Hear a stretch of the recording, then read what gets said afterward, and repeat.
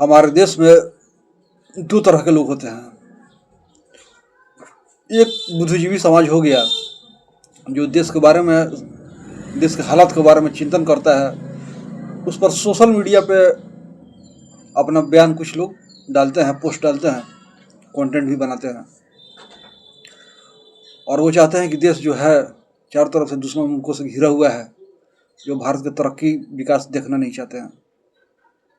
तो वो चाहते हैं कि देश में एकता, भाईचारा, शांति, सद्भाव बनी रहे किसी कीमत पर, ताकि देश जो है वो मजबूती से आगे खड़ा हो और हमेशा इन दुश्मन देशों के साथ डट के मुकाबला कर ले। लेकिन होता क्या है कि देश में उथल पुथल, देश में उन्माद, जातिवाद अगर हमेशा चल रहा है तो वो देश तरक्की क्या करेगा, वो क्या आगे बढ़ेगा और क्या अपने दुश्मनों को जवाब देगा। उस देश की स्थिति जो है बहुत विकट हो जाती है अगर वहाँ उस देश में आंतरिक सद्भाव, शांति, शक्ति अगर नहीं हो तो सद्भाव शांति से ही शक्ति आती है। हमारे देश में अभी कुछ ऐसा माहौल चल रहा है जो राजनीतिक एक प्रोपेगेंडा मैं इसको मानता हूँ, और ये लोगों को उससे कुछ मतलब नहीं है। ये जो प्रोपेगेंडा चलाने वाले जो लोग होते हैं वो पैसे पे प्रोपेगेंडा फैलाते हैं। जैसे क्या हुआ कि सरकार को कोई ध्यान मोड़ना हो, कहीं लोगों का और मीडिया का ध्यान दूसरे जगह कन्वर्ट करना हो, कुछ बहुत बड़े मुद्दे हैं जिसमें सरकार फंस सकती है, तो इनको छुपाने के लिए ऐसे लोगों को, ये पेड लोग जो होते हैं उनको तैयार रखती है कि कुछ ऐसा माहौल क्रिएट कर दो कि लोगों का जो ध्यान मेन जो मुख्य जो मुद्दा है उससे भटक के और उसमें उलझ जाए जो प्रोपेगेंडा जनित मुद्दे हैं। इसी में है वामपंथी विचारधारा के लोग, जिनको हम भीमटे बोलते हैं या मीम भीम बोलते हैं। अब इन लोगों का काम क्या है, सरकार किसी मुद्दे पर फंसती नजर आती है, विपक्ष घेरता है तो ये लोग सरकार से स्विचिंग हो जाते हैं, स्विच ऑन कर दिए। अब इनका काम क्या है कि सोशल मीडिया पे बाढ़ ला देना। हजारों साल पहले की बातें बोलेंगे कि 5000 सालों से हम लोगों को पानी नहीं पीने दिया गया, हम लोगों के साथ भेदभाव हुआ, छुआछूत हुआ, जबकि वर्तमान में ऐसा कुछ नहीं है। वर्तमान में रिजर्वेशन का प्रावधान है। ऐसे लोग जो निचले तबके के जो कथित दावा करते हैं कि 5000 सालों से उनको पानी नहीं पीने दिया गया, द्वितीय दर्जे का नागरिक रखा गया, तो ऐसे लोगों में से डॉक्टर बन रहे हैं, इंजीनियर बन रहे हैं, राजनेता निकल रहे हैं, अच्छे वक्ता निकल रहे हैं। तो फिर वर्तमान समय में ऐसा प्रोपेगेंडा क्यों फैलाया जा रहा है कि हम लोगों के साथ जाति हो रहा है, भेदभाव हो रहा है। मैं मानता हूँ कि होता है और हुआ भी है, लेकिन हजारों साल बाद तो वो आज अचानक आप क्यों बोल रहा है, जब देश में पता चलता है कि रिजर्व बैंक ऑफ इंडिया के गोदाम से, उसके ट्रेजरी से कई करोड़ रुपए गायब हो गए, जहाँ पर सरकार पर सीधे तौर पर इल्जाम लगती है।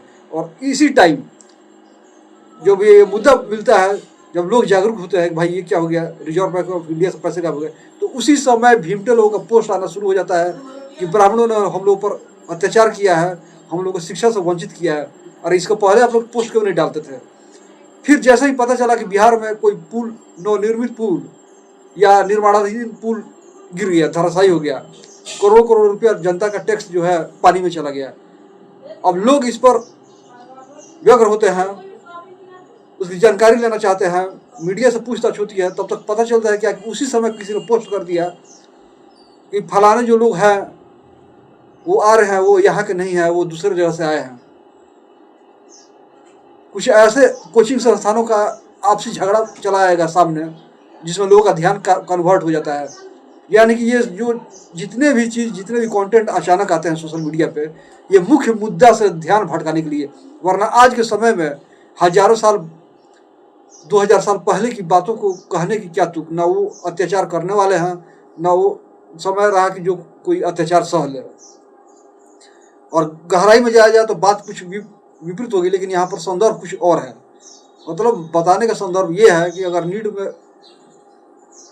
एग्जाम का पेपर लीक होता है, हाईलाइटेड होता है, मीडिया से पूछताछ होती है, तो पता चलता है कि 2 कोचिंग संस्थानों का आपसी झगड़ा हो गया और पूरे देश की मीडिया उसी में लग गई, उसी डिबेट में लग गई, और लोगों का ध्यान जो है कन्वर्ट हो गया ये नए जो मुद्दे हैं कोचिंग संस्थानों वाले।